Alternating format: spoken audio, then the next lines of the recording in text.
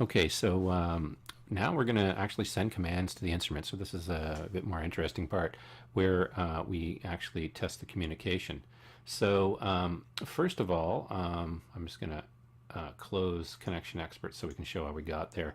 To get to Connection Expert, we go to the Start menu, click here, Connection Expert, and we'll pull this up. Now it'll scan the LAN, which I'm connected to with my laptop, and I see both of the instruments that I've turned on and connected to the LAN before. So this is pretty cool. We see both of these instruments and another instrument right now. So essentially what we need to do is, so I can show you that we are be able to communicate it with it. We can bring up the web interface, but let's see if there's any communication. So remember I told you about the visa addresses. Well, we've got a couple of options here. There's socket communication and instrument communication. Sometimes you'll find something called high slip as well. High slip is a another protocol. Essentially, pick one of them. You can try with the instrument connection and use that. So when I highlight that and I want to try sending commands to the instrument, this is when we start to actually communicate. So let's do that. So I've done that. If all goes well and it says connected to this, then you've got everything's working correctly. If it cannot find an instrument, there's nothing there, might be a problem. Now, a standard Skippy command usually consists of 3 letters or more. The base command is usually just 3 letters. However, right now, the base command we're using is IDN. That's common to all instruments, okay? So like I said before at the intro, this is a command that's common to all instruments. So we're going to send the command. It's going to try to identify itself in a serial number, and then we're going to read this response. So we can just do a send. I'm going to do it broken down. Send the command, and then we need to read the response. So good news, it came back with this. We could do a send and read as well, okay? And there are a few handful of commands here as well that we could run. You'd have to look up what those are, but if we can do this part, it means we are communicating with the instrument, and it's working quite well. So that's great. So when I there's other commands I can run. We can also look at the remote instrument web interface. So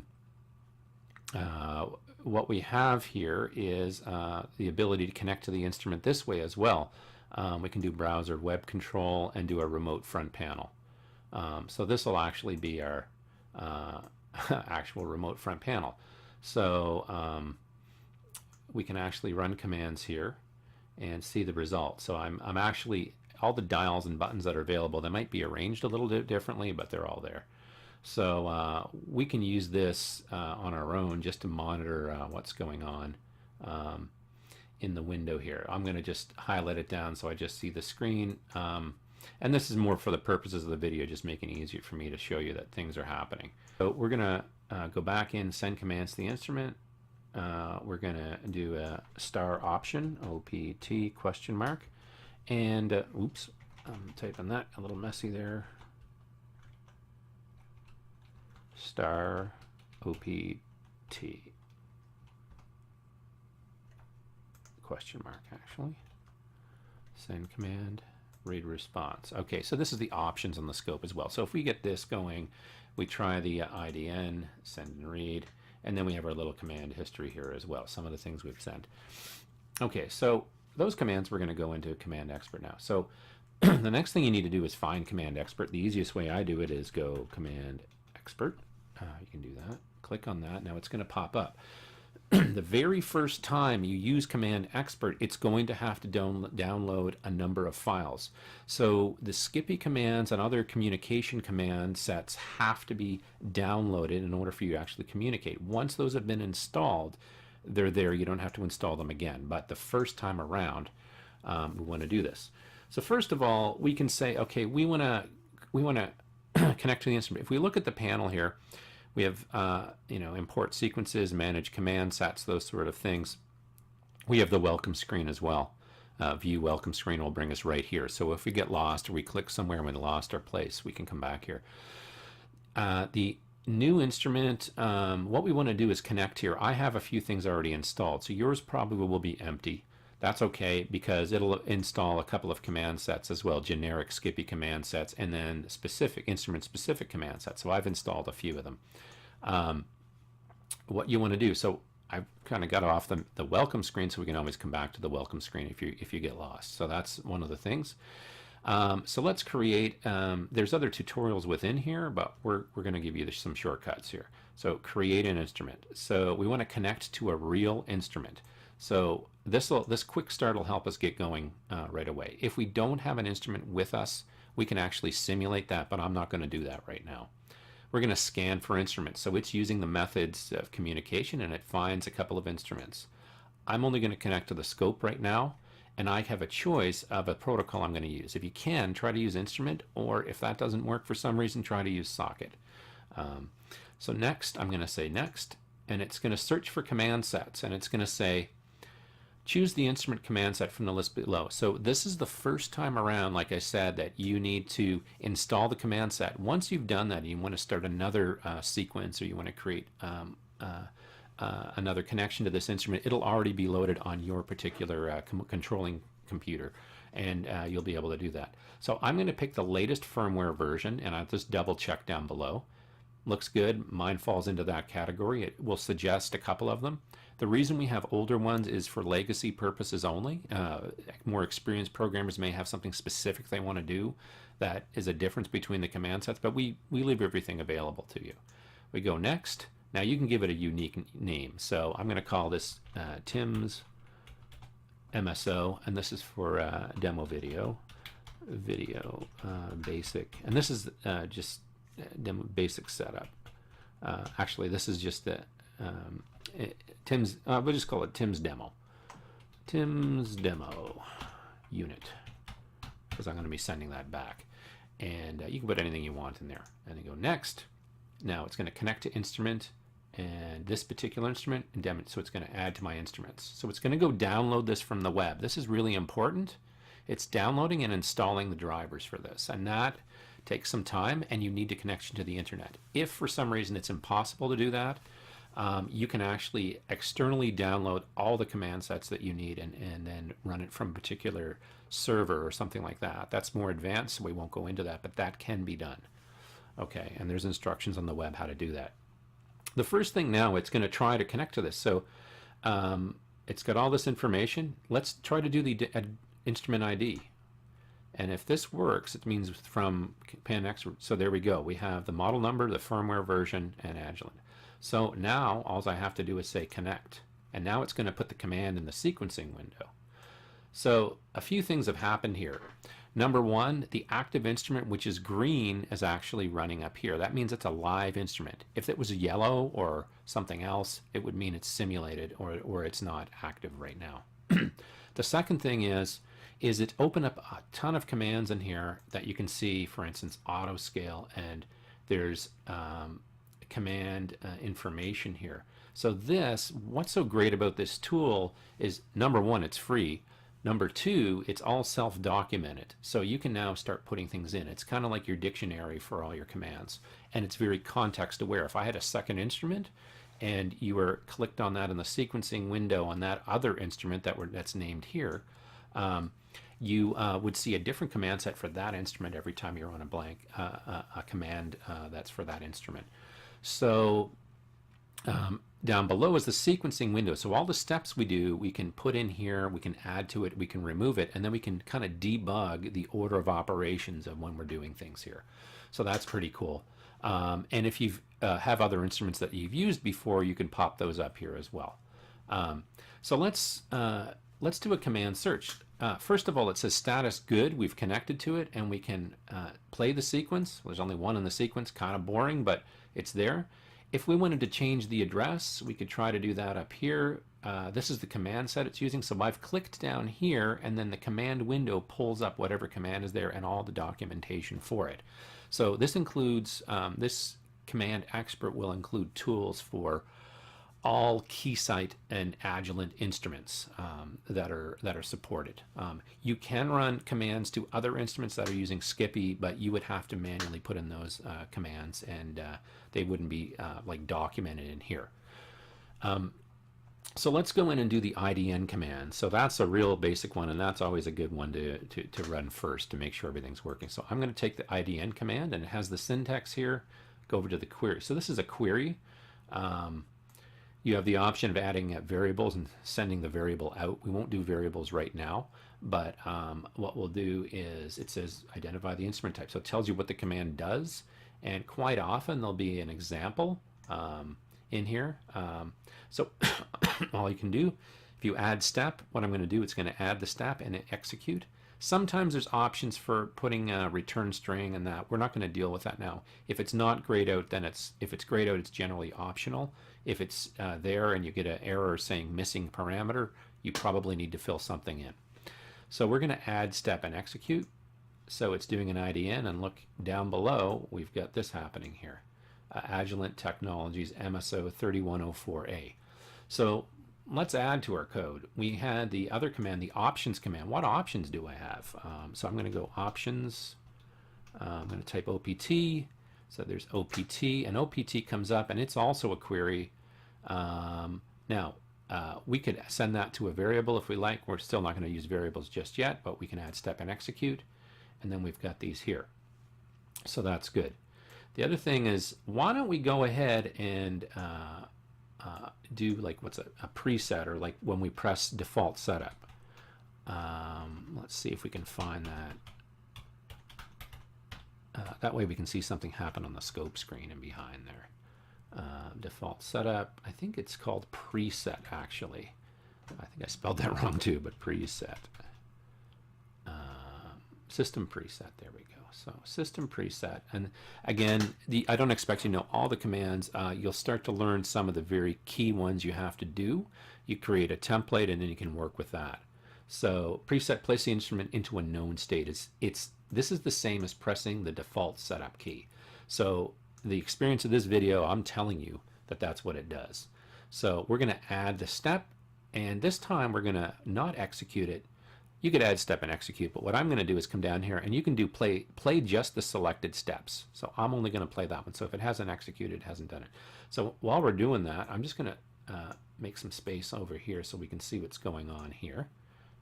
I'll roll that back so we can kind of optimize things, and we should get it to a default state. Play selected steps. See, it gone to default setup loaded. Okay, and now we see that's happened. Now we can execute all the commands. You can actually reorder these if you want. You could move these up and down, and now system presets up here, but generally I'll put it down below. And you can right click down here, insert wait statements to wait for things to happen. There's one key command here. Oh, before we do that, let's do an auto scale. Let's get our signal back on the screen because it's gone to a default state. It's probably zoomed way out. I'm going to try auto scale. I can't remember exactly how it is for this particular instrument. Oh, and I can't spell either. So that's auto scale. Auto scale. Okay. So click on auto scale. I'm going to say auto scale channel. Number of channels. Auto scale evaluates all inputs, sets the correct condition to display the signals. Okay, so auto scale. Now here's one of those situations where it needs enter a special value. Let's see what happens. Now we could, if we click here and see what options we have. Well, we want to do channel 1 because we're connected on channel 1. So I'm going to do that. I'm going to add the step, and let's come down here and execute it. Play the selected steps. So let's watch the scope screen. And there we go. Hey, we're getting some automation going. That's pretty cool. So we can do that. Now, auto scale takes a bit of time.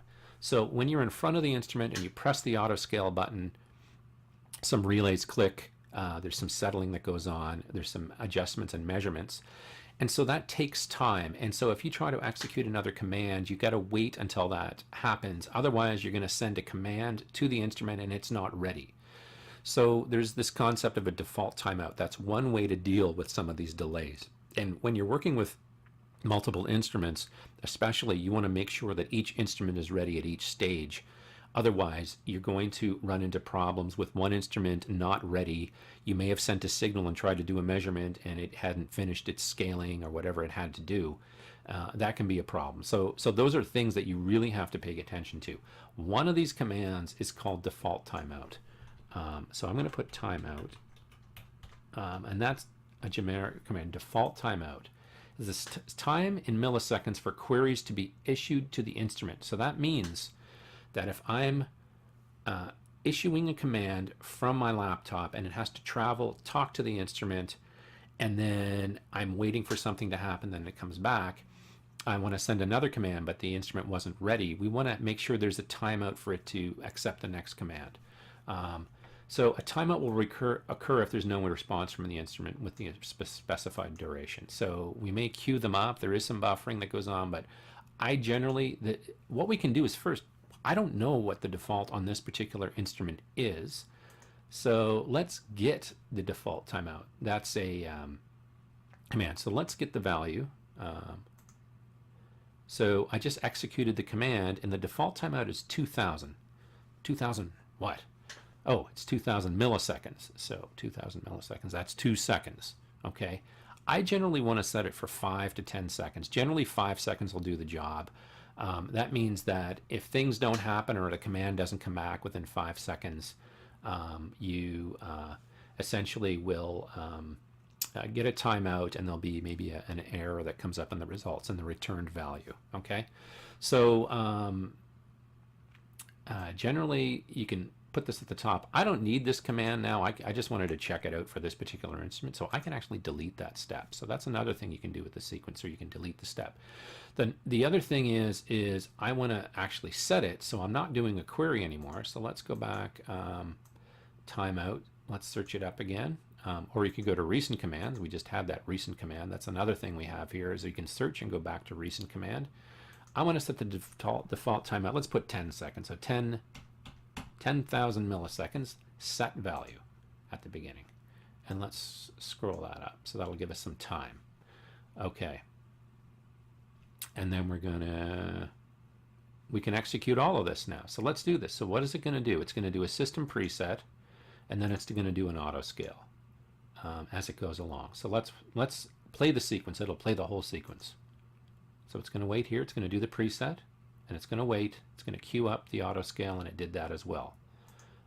If we decided, hey, I don't want to do the auto scale right now, I want to do something else. Oops. I want to do something else. You can actually right click on this command and you can insert a comment, or no, actually you want to toggle the skip. I'm going to skip over that. So let's do that. We're not going to execute that last one, but I want to leave it in there. I might want to add it in later. Let's execute the whole thing again. So there we are. We skipped over the command. We didn't end there. Oh, wait a minute. I want it back in there. I can actually do that. Execute that. So you see, this is a great tool because you can start building up your commands and debug here rather than write code and keep executing that way and worrying about issues within your syntax of your code as well. The other thing you can do is you can put in a breakpoint. So I can either click and if a ball, you got a breakpoint, or you go on the command, you right click, and you say toggle breakpoint. You can use F9. You can actually click here and toggle through these. So I'm going to play the sequence, and it's going to pause here. So it's waiting to work. So then I can single step it. Okay. And I believe it's waiting for me again. So I'm going to single step again. There we go. So again, you have breakpoints, you have single stepping, that sort of thing, and you can build up your command. So that's great. So we've done a real basic auto scale channel. Well, let's make this a little bit more interesting. Let's add a measurement. Now, we're not going to move data across other than the actual data. So let's do a measurement. Let's do, what things can we measure with this thing? We can do rise time, frequency. So let's put measure. So we can measure all kinds of things. So I'm just going to pull up this. I'm going to make this big for now so we can see this much better. We can measure the phase. Let's look at this. Frequency. Let's do a frequency measurement on this. Now we can go optionally. So we want to, it has source. So it's saying measuring a frequency on what? So the source of the measurement is going to be channel 1.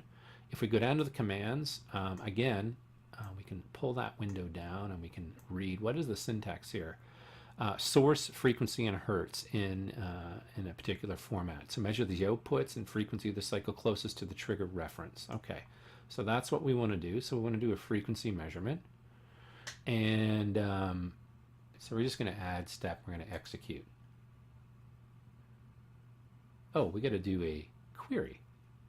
And we have to specify this. So you can't, so we're not really getting anything back. What happens if we try to, it's going to installs a screen measurement, and so it actually put the markers on here for us, but we didn't get the data back.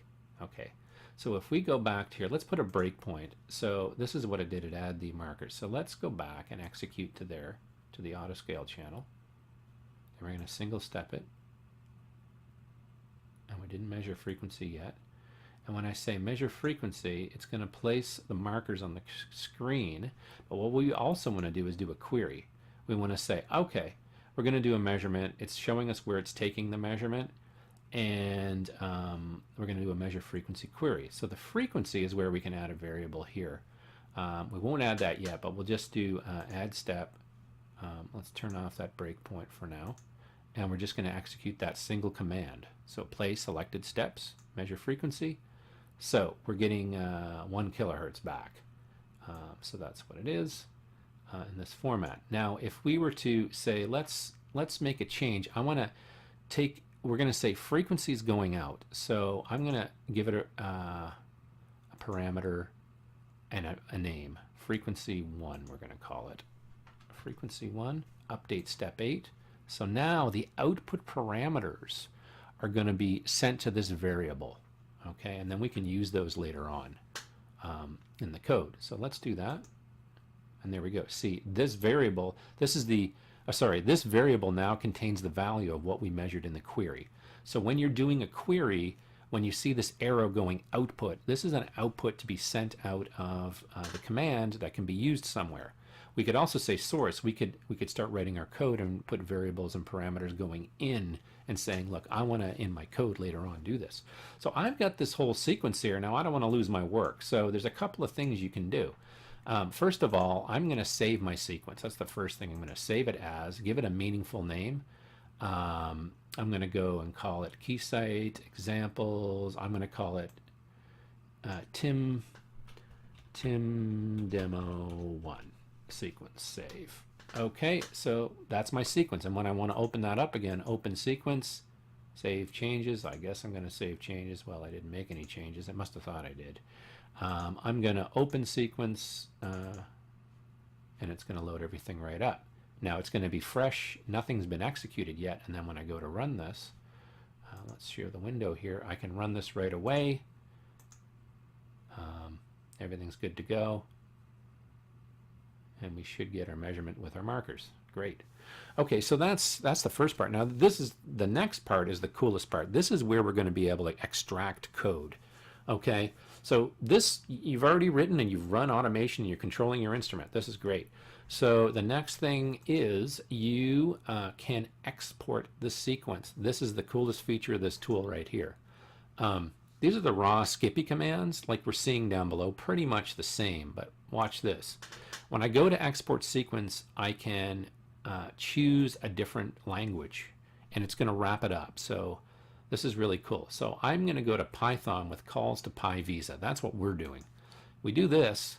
If we copy all this into Spider, it's just going to run. That's really cool. So this is what we're going to do.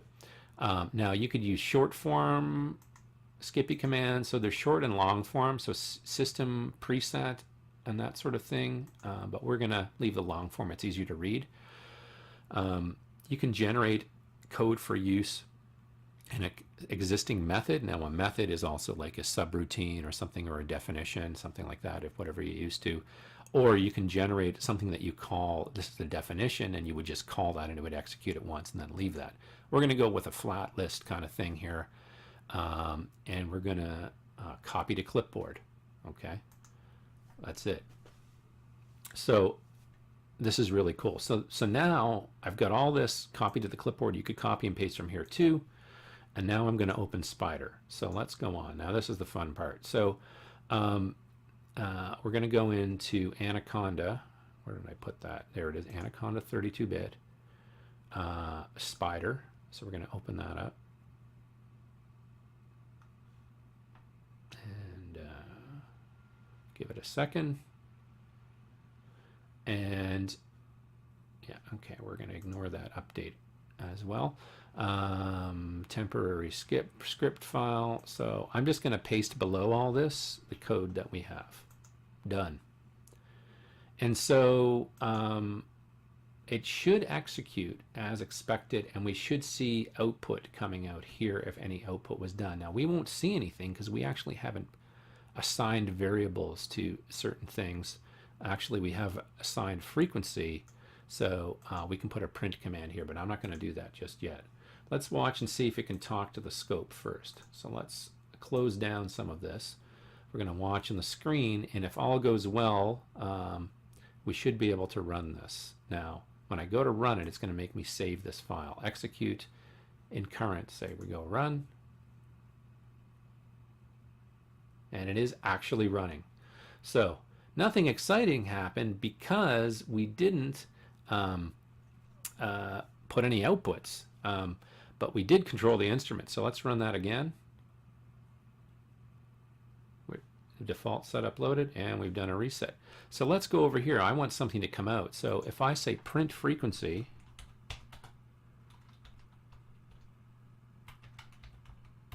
be very careful with spacing in Python, by the way, and tabs and things like that. You can't actually, you have to be careful because if you put an offset or a tab or a space, Python thinks that you're trying to create a definition or a method, and then it'll complain. So make sure that you're spacing your white spaces. Be very careful of them. I'm going to run this, and down below in our IronPython console window, that's our output display, kind of like command window in Windows. So let's run that. And there we go. Frequency. So we could say print frequency measured equals, and I'm being really lazy here and doing things kind of backwards, but this is kind of how you can do that. And we'll leave a space and then plus hertz. I think that's how you do it. Okay, and let's execute that. Run file. Let's do that. Oh, string and float objects. What did I do? Okay, I found my error. So when you're combining string values and actual, we'll leave float. This frequency is actually a float. We need to convert the frequency to a string for it to parse it together and stick it together to print. So the command for that is str or something like that. Frequency 1, and then we can go plus. Let's just stop this for a second. HZ. Okay, I found my error. You don't need. So when you're combining string values and actual, it's complaining that there's a float. This frequency is actually a float. We need to convert the frequency to a string for it to parse it together and stick it together to print. So and do that. The command for that is str. That is your first program in Python. It's real simple, but you've done a lot of things here. You've connected to the instrument. You've done a sanity check to make sure things are working. We've done a few little measurements, and we've actually recorded a measurement.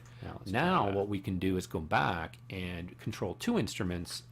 There we go. We can this many hertz. Control the arbitrary waveform generator and do change some values. So make measurements. That is your first you could use this for testing in Python. The roll off it's real simple, really basic, but you've done a lot of things here. You've connected to the instrument. It's pretty exciting. You've done a sanity check to make sure things are working.